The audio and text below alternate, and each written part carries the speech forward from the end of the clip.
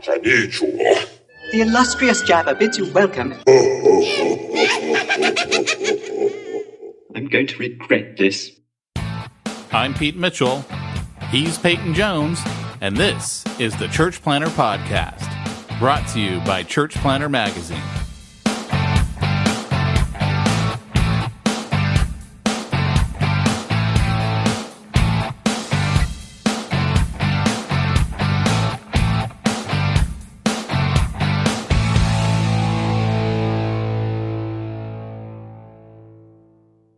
Hey, Church Planter. This is Peyton Jones. I don't think I'm supposed to introduce the podcast. I think normally that's Pete's job, but I've done it now. So welcome. We were just talking about structure. That's just like Peyton going, everyone get behind me. I got to talk first. Get behind me. It's like being lined up for like battle. And the guy's out front, the general, and you just run forward and go, everybody follow me as a foot soldier. Come on. And you just go running out there and everybody's kind of looking on as you're running and charging the battlefield. Like, I don't think it's time to go yet. Did I tell you that you see all this stuff in my hand right here? Yeah. You know what that is, don't you? It looks like a bunch of silver dollars. It's silver. I got 30 pieces of it. What does that mean? What does that mean? You have 30 pieces of silver in your hand? Nah, I've got more than that, but yeah. What's that mean? Did you literally count out 30 and put them in your hand? Did I literally do it? Yeah. Well, I've got a bunch of silver quarters and dimes, so yeah. It's I was going to say that you have a dark streak, Pete Mitchell. If you counted out 30 pieces, what's that feel like? What's funny is I give I held those 30 pieces of silver and I pretty much decided it's not worth betraying Jesus. Do you like my 1 ounce silver bar? Wow. You know, Pete, this is a podcast. Like nobody can see what you're showing me, right? That's how podcasts work. You know what? Guys, before we get going any further, we need to address the elephant in the room. Both Peyton and I have had many people reach out to us since our last podcast going, are you guys really gone? Are you really turning it over? I had at least 3 people reach out to me with that very question. And yes, Peyton and I, as we've shared on the show, you know, we've been looking, what's our next steps? Where should we be going? What should we be doing? And so, yeah, we did have someone lined up. We did ask the fateful question, which was, what was your favorite? Before you say that, we got to set this up. Okay. If I'm not doing appropriately, tell me, what did I miss in the setup? So Clint Clifton was the dude we're talking to. He flew out. We did 6 episodes. I'm thinking, this guy's amazing. Like, the episodes, I still kind of one day want to play him because he's amazing when it comes to church planting. He knows a lot of stuff. He started church planting when he was very young. So in every respect, he's perfect to take over the podcast, except Pete. Go ahead. I got a bad feeling about this. We asked him the fateful question, which was, what was your favorite Star Wars character? And I believe his reply was something along the lines of, I've never watched Star Wars. To which I knew in that very moment, there was no way I was going to consent to turning over the podcast to this obvious genius of church planting world. I couldn't do that to our listeners. I couldn't do it. So I approached you and I said, I don't want to use my veto. We must veto this together. But he's never seen Star Wars. I don't think we can turn it over to him. Yeah, and in fairness to him, it's not just him. We it's not you, it's us. We actually were kind of talking, and he was having a few thoughts about his own podcast, and we were having a few thoughts. It's because of Star Wars. Let's give credit where credit is due. You hadn't watched Star Wars, Clint. You're out. That's all there is to it. You're out. So, you know, what's funny, man, is honestly, to save this. Peyton's trying. He's like, no, man.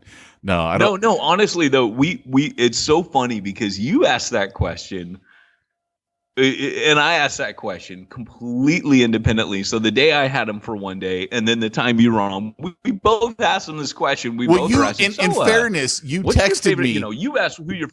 You texted me and said he's never seen Star Wars. So we have a problem. I'm here. He's flown out, and he's never seen Star Wars. Why did I not ask this? You kind of teed me up. I mean, that's like telling me to say, "Hey, whatever you do, don't look inside the bag." Of course, I'm going to look inside the bag. I mean, you can't tell me not to do something. And right. I'm a child. I'm 5 years old. I've learned that about Pete. You know, if there's a kind of like my brother in high school, my brother was the exact same way. So I'm used to handling Pete.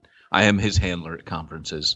There was a sign on the door at this local pet shop that said, don't open the door. Monkey inside. So my brother walks over to it and just opens the door. Now they don't have this door locked, right? It's like this little atrium. He opens it and this monkey like looks at him in this bush and screams and flies at the door. My brother goes, slam! Monkey hits the glass, falls down on the ground. And that's kind of metaphorically what I've learned of Pete. I literally thought you were making a up monkey in the room or he's gonna open the door. I thought you were making up a story. Until I realized, oh no, this is a real story. This actually happened. No, dude, I was in the pet shop with my brother, and he walks over this door, and there's a sign on it that says, "Don't open door. Monkey will run out," or "Monkey in room," something like that. And he goes, "Okay. Oh, there's a monkey in the room." He opens the door. So that's become a giant metaphor when I see people where like you can't tell them. It's kind of like Bill Cosby's thing about Adam and Eve, where he goes, "You can eat every tree." Except for the knowledge of the tree of good and evil. And he goes, Adam and Eve go, what tree? What tree is that? Yeah. Well.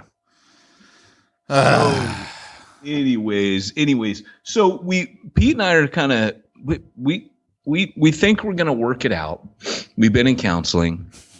We've been seeing people. We're working through all these steps. They gave us a workbook. We need to have the appropriate music in the background. Please continue. We're starting to date again. Pete got me flowers the other day. I bought him chocolates, and no, but for real, like I think you do this as an apostolic person, as an entrepreneur. You look at things that you've been doing. I mean, I don't know, Pete. 6 years is a long time for guys like you and me to be sticking at something.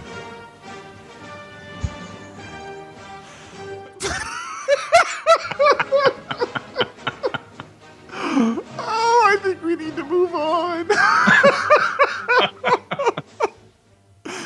Oh, it's the Church Planter Podcast with your host. Welcome to the Church Planter Podcast. Pete and dang it, things are starting to change around here. So, they're going downhill, baby. Downhill faster. Yeah, absolutely. No, but we're rethinking everything, and more on that in the weeks to come. But true Pete story. got me snack. True story. Someone reached out to me this morning wanting to advertise on the podcast. True story. Are you serious? Yes. I was like, oh, huh. So maybe Peyton was right. Maybe this was God getting our attention back. Oh, man. All I know is for Pete and I, it was kind of like, as we've been talking, it's kind of like two things. Number one. And here's what stems out of it. We're like now going to add a couple more magazines to the mix. We've got 2 more podcasts. It's like we are just like in for a penny, in for a pound. Let's go. Well, that's kind of how it had to be, because for me, and I think for you, you were kind of like we never seriously took this seriously. And I think in some ways that kind of worked well for us, because our 2 things was, hey, we're here. Let's serve the church planter. We're not here to make some big thing. We're not here to make a big podcast. We're not here. And it grew. And I think part of that is that people were like, hey, these guys, they're not out for themselves. They're really here to serve me. And you and I weren't out to make money off this. And so as I'm looking at it. But all that's going to change. Oh, you wait. But, no, but for real, it was just kind of like, I think that helped perhaps generate, a trust between us and our listeners and our audience. But at the same time, I think you and I, we handed it onto the altar and we're like, hey, God, you take all of this. This is kingdom stuff, and we're ready to give it away to there was a host of players and contestants. So we're like, hey, we had some conversations with some big players and said, hey, we want to give this to you. And at the end of the day, you and I both you're talking about the came magazine. back at the end of, not the podcast. What's that? I'm just making sure everyone understands we're talking about the magazine. Like we were almost at the point where we were turning over the magazine as well. Yeah, the podcast and the magazine, they were good people, It was kind of like, in many ways I could have felt really good. I wouldn't have done it if I hadn't. But at the same time, I think it came back to almost like a ram in the thicket where God's like, hey, no, look, there's a ram in the thicket. You don't got to give that to me, but I'm glad you're willing to. And I think for Pete and I, once we had done that, it was like, well, there's a stewardship issue here of, we have something here that's actually been pretty special. And maybe, kind of like when I was in high school, I remember my coach wanted me to play football. And I flunked every class my freshman year. I just didn't go to class or whatever. And my coach comes and finds me because, they know where you live. They know where you play. They know who you hang out. It was weird. It was during the summer. He finds me when I'm hanging out with my friends out in public. And it goes, get in the car. And so I get in the car and he hands me a stack of papers. He's like, you're gonna get good grades. You need B's on all this. I've been out and I've talked to all your teachers. You're playing football this year. Okay, so I go and do it and I get B's and it wasn't hard. I just sat down and did it for like an afternoon. And I was like, I wonder what position did you play? Were you the ball? Believe it or not, I played a center. Yeah. Okay. Yeah. Okay, team captain and offensive player of the year, but okay. Yeah. There's some smack talk for you, pal. This has got to be Pee Wee League. That's all I'm saying. This has got to be when everyone was small. Hey, big guys, you just hit them low and hard, and you can steer them wherever you want to go. That's all I'm telling you, man. So I don't have any back problems at all, though. But, it's funny because, my whole takeaway from that was, what if I really tried? Like, what if I actually – because I got A's the next year. I was like, what if I just put a little bit of effort in I got straight A's. Never in my life had I gotten straight A's. And just a little bit of effort. And funny enough, that's how I ended up in the class, college prep class, met my wife, and now I'm married. So I got a woman out of that deal. It's kind of cool. So you I never would have been in a college prep class. You owe everything to the football coach. I've never thought about it that Everything goes back to that one moment when he said, get in the car. Could have gone anywhere. What if I hadn't gotten the car? That'll be my next blog post.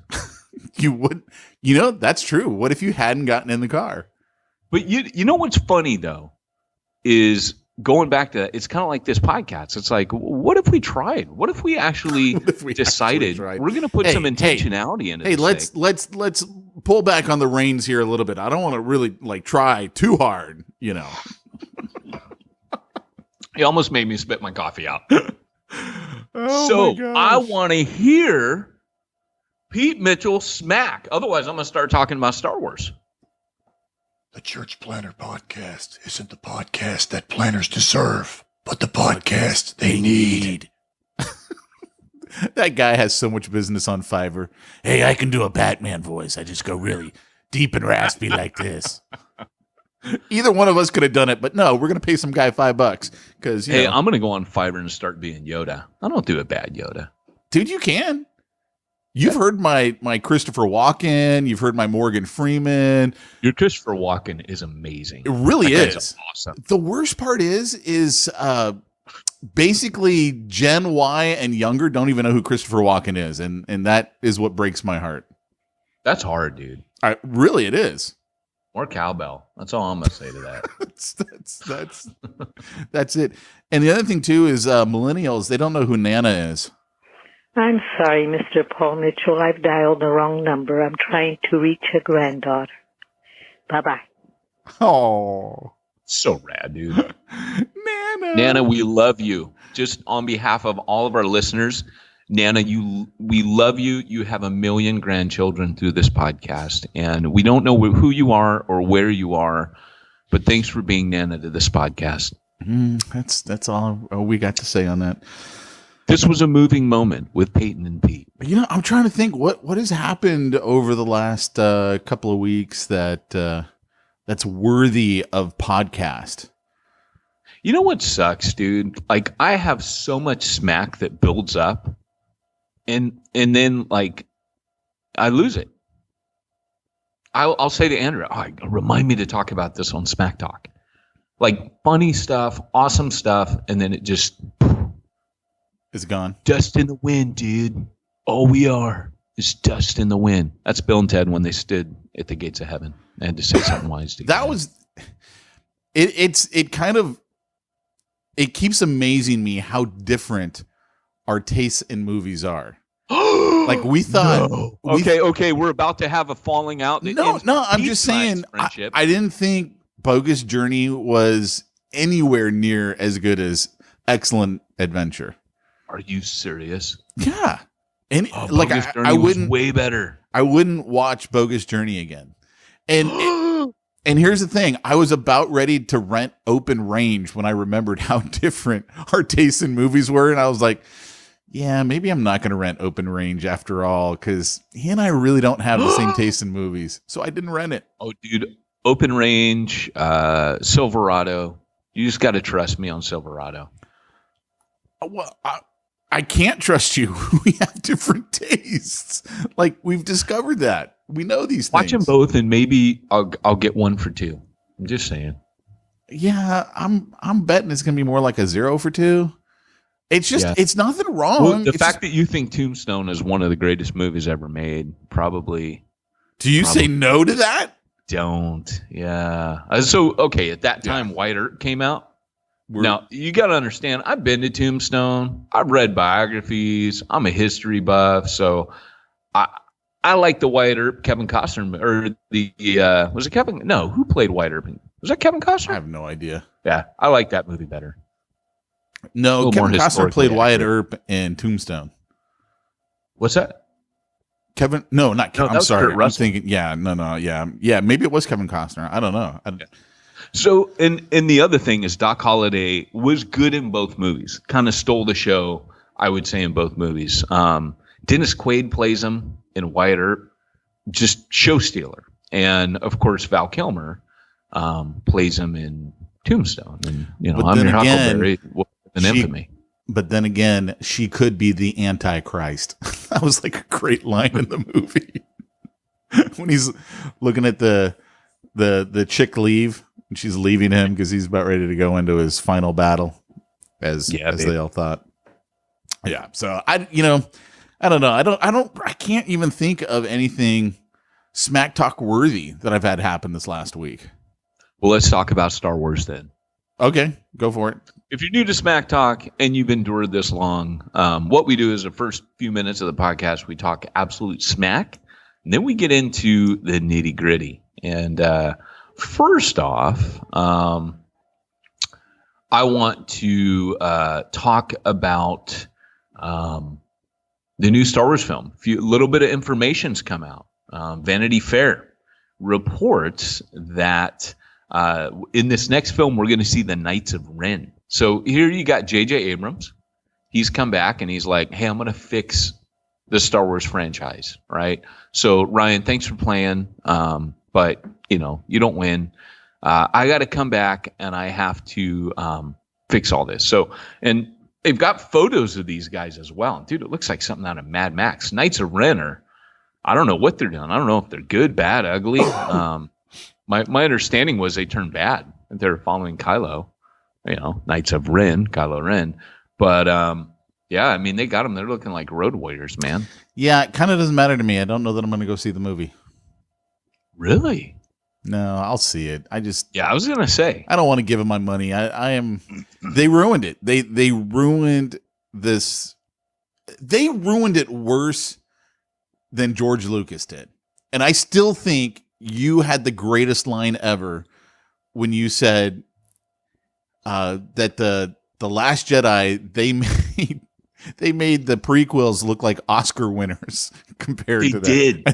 And I was like, wow, man, he really nailed it with that. He really nailed it. That's how bad that movie was. Yeah. Yeah. Even the prequels look good. They did. Yeah. And I can't stand the prequels. Yeah. Sure enough. The other bit is they're going to take us to they're going to take us to a snow-dusted planet and a desert planet, kind of like they did before. So no jungles, right? We got jungles in Rogue One. Still think the coolest scene was in Rogue One when they're on basically Hawaii with AT-ATs. Dude, that movie and the blue ocean. It was so beautiful. I loved that. That movie's a masterpiece, dude. It really is. It's a masterpiece of cinematography. With no Jedi. A masterpiece. Yeah. Go ahead. No, I just said with no Jedi. I mean, it was a masterpiece with no Jedi. I still think that the transformation of Jyn Darso is a little bit abrupt, but the more I reflect on it, I'm like, no, she put the issue was with her dad. And she puts that to rest when she sees him. Then she's like, okay, look, I realized my dad was on the right side. Let's go. Let's finish what he started. And that was kind of cool. But then, she's not all. It was hard for me to get that trend. That was the only sticking point in the beginning. But now I kind of, as sometimes you got to watch a movie a couple times and go, I see what you did there. So. And then the last scene with Darth Vader showing up. That's what I'm saying right there. Right. And that's what inspired the fan to redo the Obi-Wan and Darth Vader fight scene from Star Wars. And actually turned it into one of the coolest lightsaber battles ever.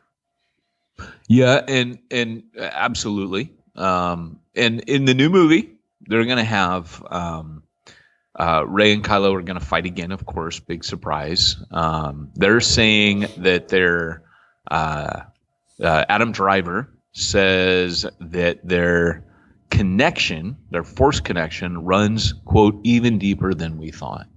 And to be honest with you, it's not deeper than what I thought. I know you guys are twins. So where'd you go? Did you freeze? I'm just listening. No, you blink. I'm just listening. Okay. Yeah.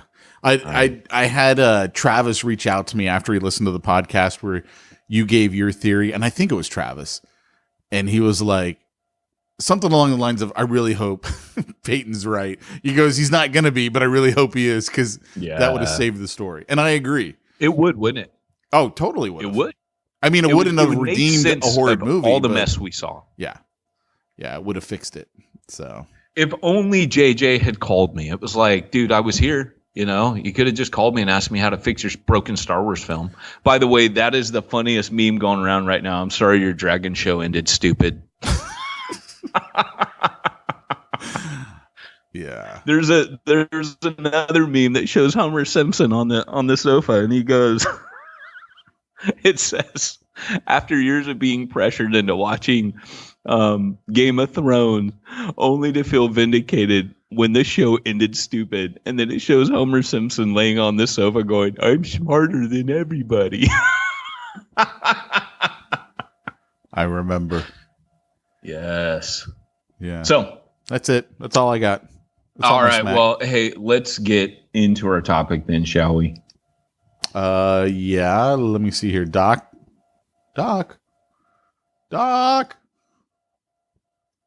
Great Scott! Hey, It's time for this week's topic. Let's get down to the nitty-gritty. All right. We don't need them. We can do our own sound bites.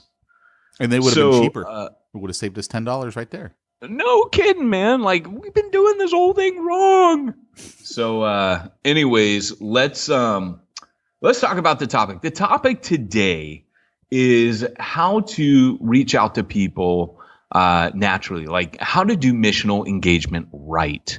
So, everybody talks about reaching lost people. I got this kind of pet peeve.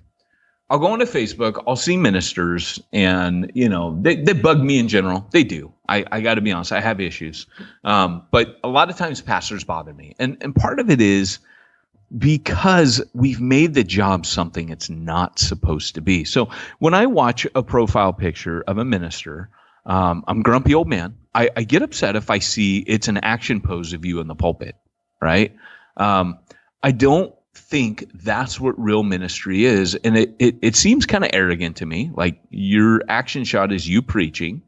Like, hey, this is real minute. This is what I do. Well, hopefully that's not all you do, because the preaching that Paul did is not the preaching you do. The preaching Paul did was out in public. The preaching Paul did was on the streets. The preaching Paul did was completely to lost people in threat of his life. So when you're in a church building and you're preaching to a room full of Christians and you feel like a weekend hero, you're not. And I hate to break it to you. You keep using that word preaching, and I don't think you know what it means. I don't think it means what you think it means. There we go. That's what I was going for. Thank you. See, we don't need sound bites. So anyways, what I want to do today is I want to talk about 5 different things. And I'm taking a page out of Clint Clifton's book here, because I was really impressed with him. When we went through, he had like a list. It was like Johnny Carson. Like, I got 10 things and I got 5 things. And I was like, I'm going to try that. So I'm going to give you 5 ways to missionally engage. And if you listen to this and you're like, Peyton, knock it off. That sucks. Don't do that. Don't do that. Pete's favorite soundbite. I don't know where that one is. Oh, wait, there it I is. was going to say, I was waiting for it. Don't do that. Then let me know. I'll know it flopped, and I'll go back to being Peyton. But, okay, so first thing is, number 1, you need, okay, so I'm talking with church planners all the time, and they're like, dude, outreach. Like, how do I do it? I want to do it, but I'm drawing a blank. I know I need to be out there. I know I need to do stuff. So number 1, that one of the keys to missionally engaging people is to enter the natural rhythms that are there already. So when we think of outreach, we often think things like, and by the way, I know you millennials don't like that term outreach. It's tough. You can bite my left butt cheek. The fact that language. No, but that's the point. Language is a fickle mistress. Language changes all the time. And I don't care if you don't like it. It's reaching out. It's outreach. And what people don't like is they're like, well, that makes it feel like people are a project. Well, so does the word mission that you replaced it with. People are your mission now? You're my mission. Like, okay, so out of the frying pan into the fire. I just, how do I put it? I'm cynical. I'm getting old and I'm getting grumpy. And when I see trends and bad, it's like this whole, discussion about, one is consumer Christianity and one is missional. Well, okay, I get that. But a lot of the stuff you call consumer Christianity, Paul did and Jesus did. Jesus did things that were attractional. Hello, miracles, right? Pentecost was attractional. They spoke in tongues and there was a sound like a rushing wind. It gathered a crowd. That was attractional. But would Paul consider staging a riot? I mean, Paul said things provocatively and sometimes on purpose to start a riot. He goes, I stand here accused today over the resurrection. And he drops that out there knowing that it's going to spark a reaction and a riot and create a problem. And for Paul, it was like, no, press is bad press. So the question is then, would Paul have considered this, attractional stuff to be consumer? No, but you do got to be missional. And so I see both and, not either or. But I guess my point is, I think sometimes the current trendy conversations lead us to a point of the false dichotomy, the fallacy of the false choice, the dichotomy of false choices. You don't have to choose between these things. Look, Miller Lite is both great tasting and less filling. Does that make sense? It is not great tasting. The point of this is that you can't just create something to do for the sake of evangelism. Like for example, like often what people will do is it'll be like, hey, let's go create a party and we'll throw a party and we'll share the gospel and we'll get the bounce house and the popcorn machine and yada yada, and we'll create a really crappy carnival and expect people to come and hear the gospel. It doesn't quite work that way. Now, if you want to like stage something like people are having a picnic in the park and you want to kind of join in on that on a summer's day and you want to throw a concert because people like concerts in the park, you make sure it's good music, you make sure all the bouncy house is cool, you make sure you're serving a barbecue because people are in the park and it's lunchtime and they're hungry. That's entering a natural rhythm. That's okay. And that's effective and that works. So feeding people is always going to be a part of entering a natural rhythm. But when you watch Paul tooling around, Paul doesn't go right, kind of like a pop-up. He doesn't put a pop-up tent. He doesn't put a soapbox out, and he doesn't stand up in the market square and just start preaching on the street. What Paul does is the times that we see him preaching in the street, he's joining in on something that's already going on. So like on Mars Hill, that's what they did. So like you would go to Hyde Park in London and all the nuts. Like I would actually say today, don't go to Hyde Park and preach the gospel because almost everybody who's publicly speaking in Hyde Park is absolutely nuts, absolutely out of their head crazy. If you've been to Hyde Park, you know what I'm talking about. I have no idea what you're talking about. So Hyde Park is in London. It's a tradition for people to do open air speaking.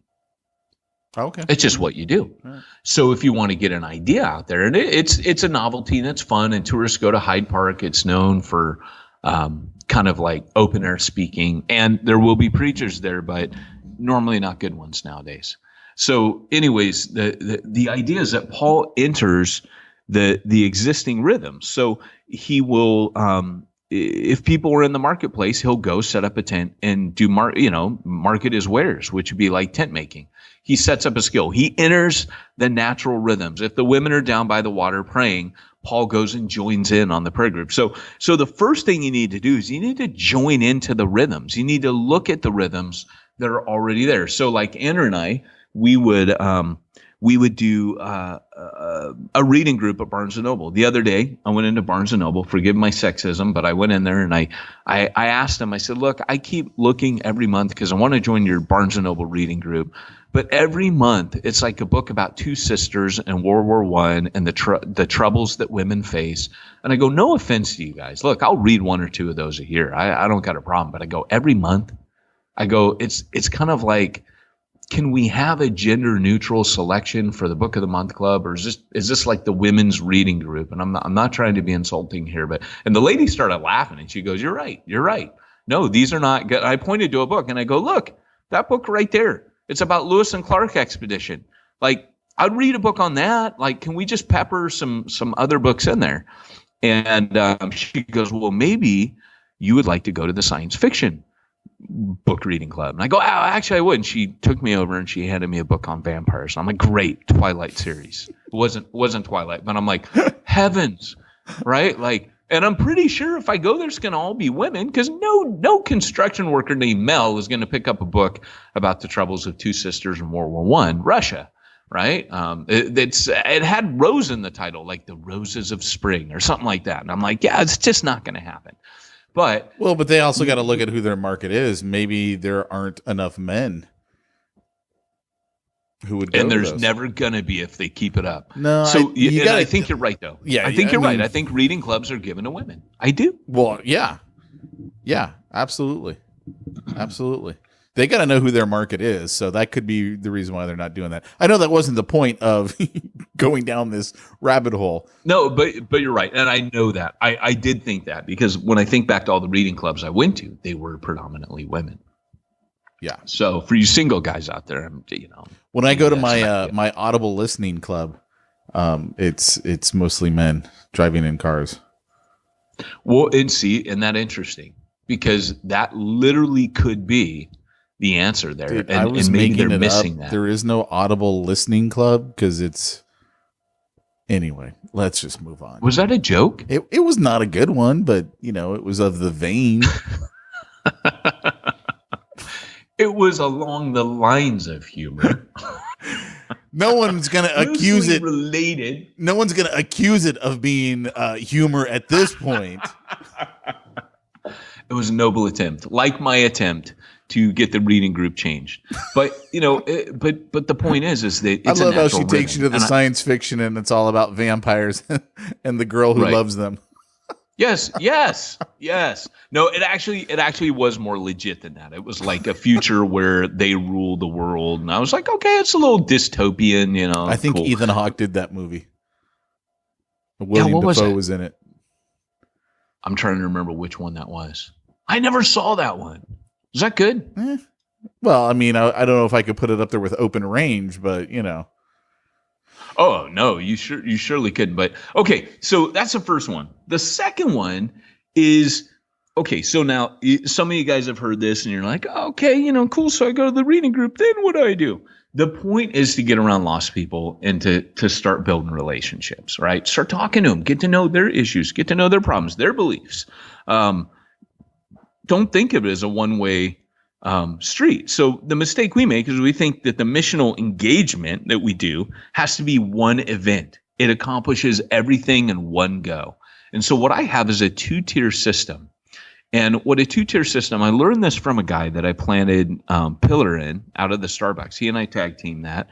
And I learned it from him because he could just get an amazing amount of youth to come to stuff. And I remember asking him once, how do you do that, man? You're kind of a legend. And he goes, well, I do a 2-tier thing. He goes, so I'll throw rugby games, and then I'll do, something after that. So I'll do these rad film nights, or I'll do whatever.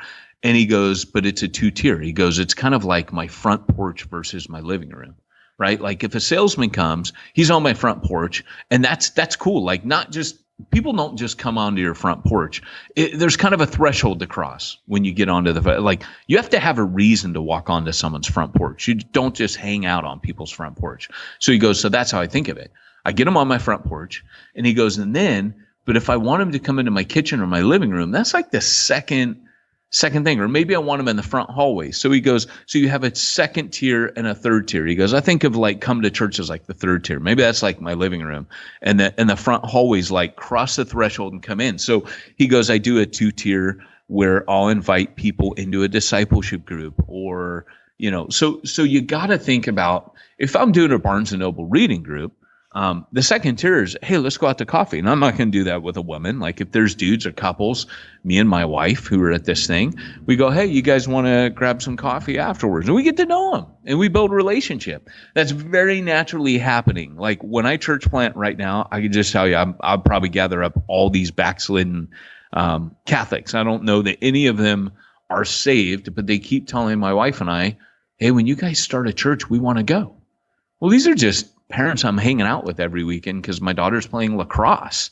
And when she does cheer, there's an overlap, and there's this kind of community of parents forming. One of them asked me recently, will you baptize my daughter? Because they all go to a Christian school together. So these are sports at a Christian school. Well, here's a news flash. Not everybody who goes to a Christian school is Christian, or who sends their kids to Christian school is Christian.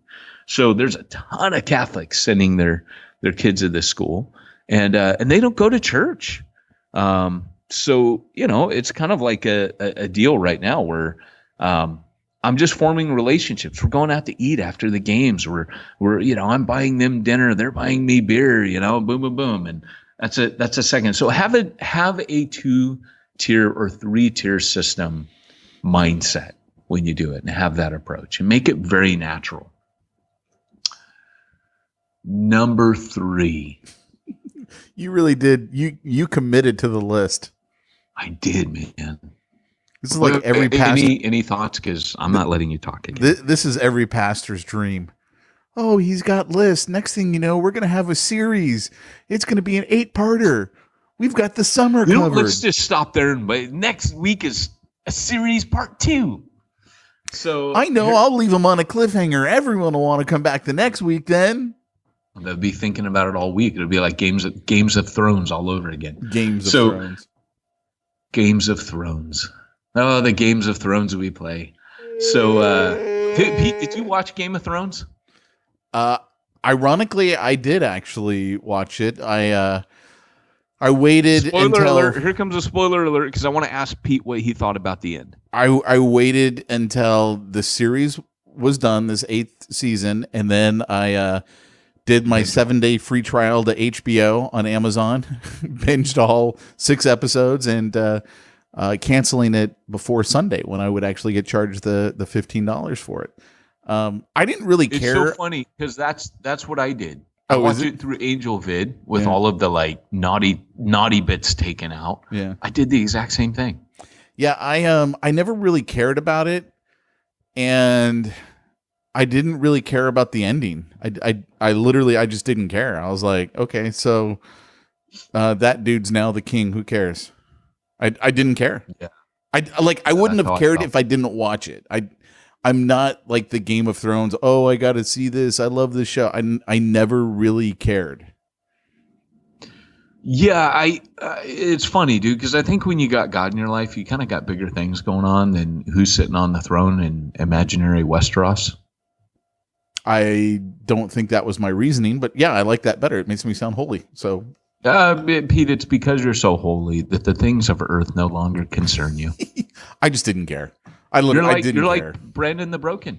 I don't know how to say it any clearer than I didn't care. And I always find, see, when I watch a lot of this stuff, I am fascinated by human nature. And I think that's the marketer in me, because to be effective at marketing, you have to understand people and what motivates them and what they're after. And so I find TV shows really interesting because you can see the theories, the life theories behind the writers. Yes. In how they write characters and how those characters handle situations. And then when you see how people react to it in the marketplace and, oh, you know, I really love this show, or I really love that character, you can tell they're identifying with what that writer is saying. And of course, as a Christian, I see through a lot of that and just go, this is pathetic, you know, like, Right. this is pathetic, but I can see where you're coming from. And it's from having a lack of belief in anything higher than yourself. Like, you see yourself as the best thing in the world. I don't know if that makes any sense, because you just have to be inside my head for it to make sense. It does make sense. And here's the thing. I think this ties into our next point, which is, you know, okay, obviously entering the natural rhythms. But what I would say is a third thing is let people do what they love as part of outreach. So if you love watching Game of Thrones, I know we had a discussion once. Then you should watch Game of Thrones to the glory of God. I know people are going to be like, what? Porn to the glory of God? Here's the thing. It is quite pornographic. And Andrew and I tried watching the first episode, and I was like, okay, that crosses lines for me. I won't be watching that show. Then Angel Vid came out. And they advertised, they're like, watch Game of Thrones. And I'm thinking, man, I love Lord of the Rings. I love fantasy. I love dragons. I love people hacking each other with swords. But I don't want to see all the sex because that opens doors for me. And doors that ought to remain closed. And so I put it through Angel Vid. But again, you know, you got a bunch of people, articles, you know, can Christians watch Games of Thrones, you know? And part of my response to that is I think most Christians are watching stuff way worse than that, if we're honest. And so here's the deal. I don't want to look at pornography, and I put barriers in my life to not look at pornography, and I would encourage everybody to do so. But what I would say is if everybody in the world is watching Game of Thrones, it might just be helpful to you to find a way to watch it without having to violate the boundaries you've set up in your life for your walk with God. So Angel Vid, to me, it was something I enjoyed, and I knew I'm going to have so many conversations with people over this. It's a connector. One of the things that bothers me is I don't know sports. I walk up to a group of dads over at the game, and they immediately start talking basketball. I have no idea what the heck they're saying. And I'll be honest, that bothers me. But I'm not going to watch basketball. And that's because of the third point. You let people do what they love. Let them do what they're gifted for. Sports is never going to interest me. So I think to myself, well, that's not the thing we're going to connect on. but we're going to connect on something. It's just not that. And during this conversation, I'm going to sit there like Clint Clifton in a Star Wars discussion. Okay. Too soon? Yeah. So, but I'm going to sit there and I'm going to be like, okay, this isn't doing anything for me. It's not connecting with me. So, and what I would say is this, do what you love. If you love going to a reading group, make that your thing. Don't ever do something that does not appeal to you, that you're like, I'm just here for the mission. Don't do that, because I don't think that's going to be effective for you. Do something you love. If it's, I joined a class on learning the Italian language, let that be the rhythm that you enter into, but make sure it's something that you're good at. The other thing is, and maybe I should have put that other point first, it is to attach mission to each grouping of believers. So think about, like, you got all these small groups. You should always attach everything that they're doing to a mission. So find what they love, find what that group of people loves, and let them go do that, and let that be their mission. So don't create a phony mission. Don't create something they got to do that's awkward, like approaching strangers with gospel tracts, because everybody thinks that's what evangelism is, and nobody wants to do that crap. Like, well, but some people do. And honestly, I look at that and I'm grateful to some people who do that. I remember I was going up to, somewhere on the mountain, Arrowhead, for the Calvary Chapel Conference Center. I think it was like a men's retreat that Huntington Beach Refuge was doing, and I remember somehow stopping on the way, and I was sitting out on a chair with a little table in front of a store, and this guy comes over and hands me a track, and I was like, all right, that's cool, and then ended up seeing him at that retreat. And but I was just like, all right, well, he's doing something that I wouldn't do, so I'm grateful that he's doing it.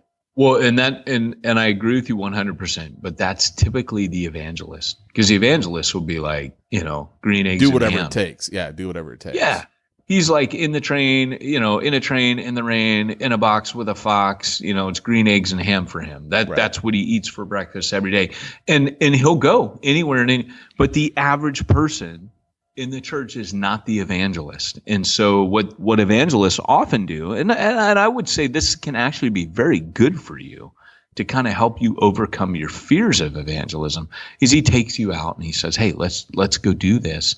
If he does it well, then, like, I've had street preachers that do it very, very well. Then I've also had people that, they'll do art, and they'll wait for people they'll go on the pier and do art, and they'll wait for people to come up to them and talk to them. And then they'll share the God. Well, what I'm painting is boom. There's all different kinds of ways to do that.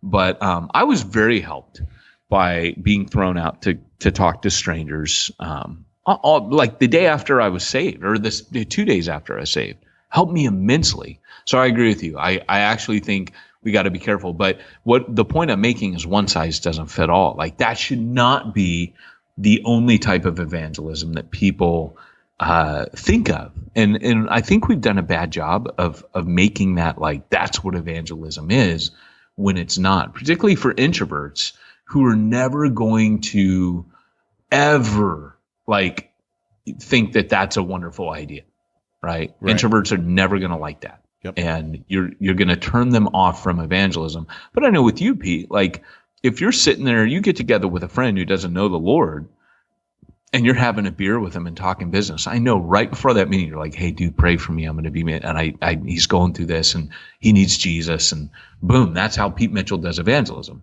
is over a beer and dinner. And yeah, it's just that I don't get together with people very often because, they want to talk. Yeah, that's true. And you want to know what's really weird? I was thinking about this because, as you know, I went to that high-end mastermind group, and this is very common in the business world. Like, the higher up you go in personal development, I think that's the best way to classify it. You will, like, a really big deal is all this wooey type stuff, I don't even know how to put it other than, like, everyone in the self-development world is very into the wooey in the spiritual side of things, certainly not God, right? But there's the spiritual side, and you got to have the spiritual side, and you kind of have to be prepared for those kind of conversations, because it's also very much well, no one knows for sure, therefore no one's right. You don't know that Christianity is right. And how dare you come down and say that my idea is wrong? Like, that's a very heavy thing, is I can be just as right as you, and you can't tell me I'm wrong. And you kind of have to be prepared for those kind of conversations and how you're going to word things, because you can't attack someone right away or they're not going to listen to you.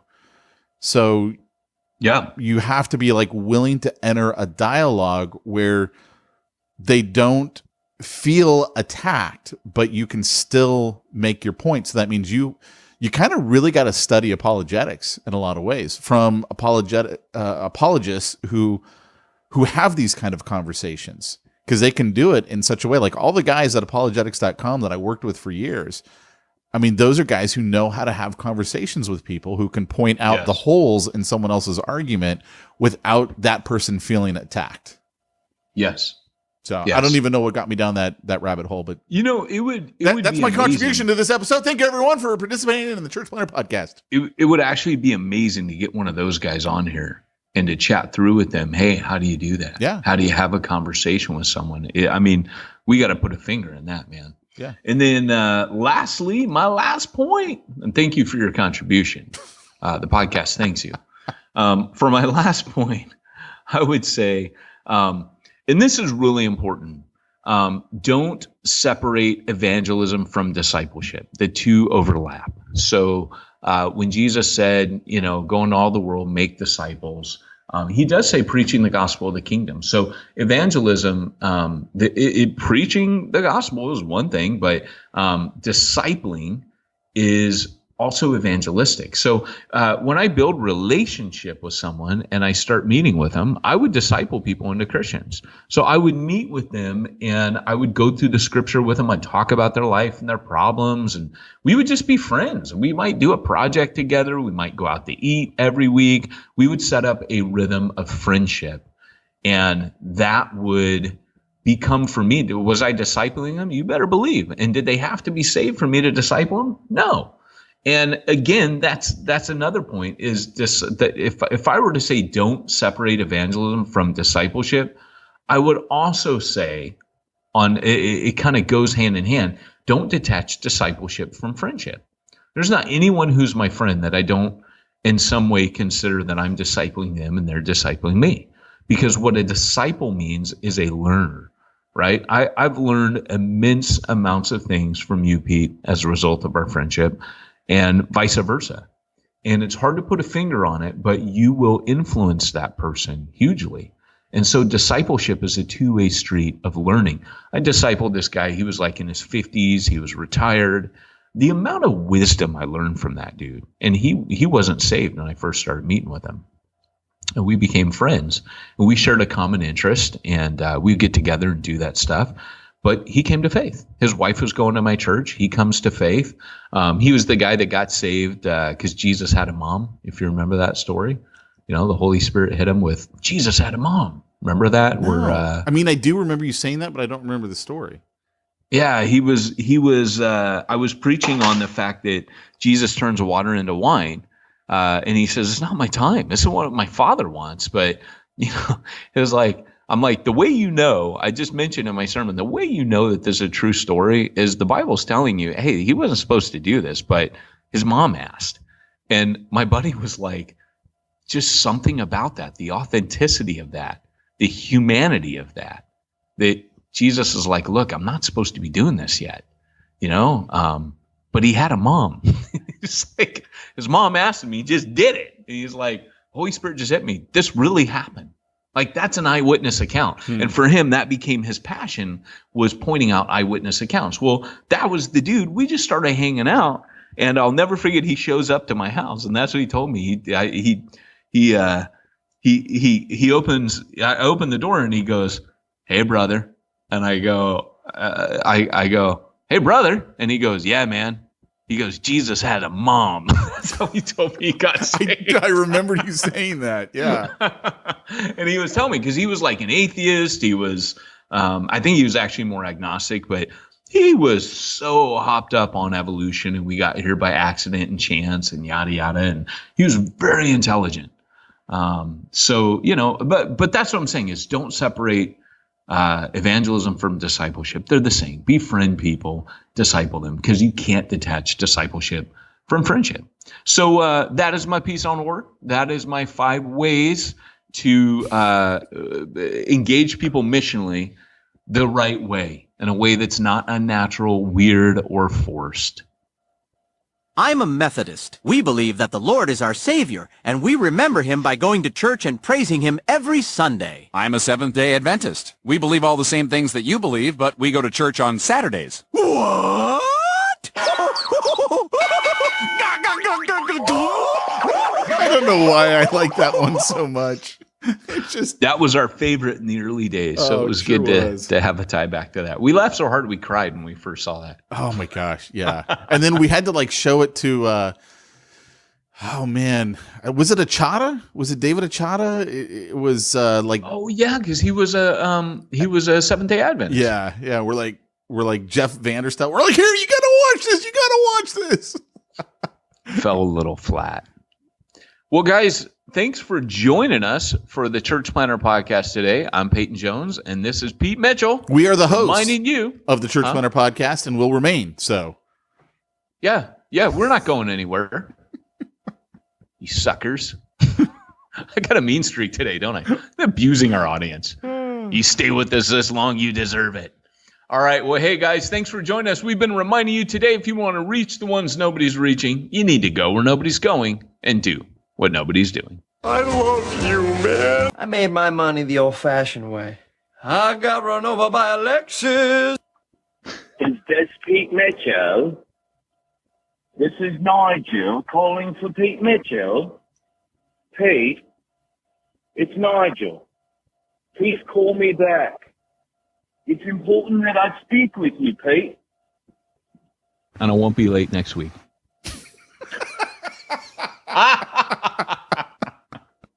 That's so good. Dude, I did not know about that one, but that is so hot. Oh, that's great. And I won't be late next week. You need to hold on to that one.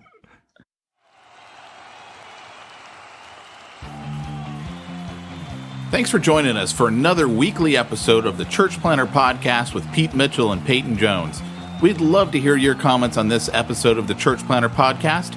Visit us online and let us know what you thought at churchplanterpodcast.com.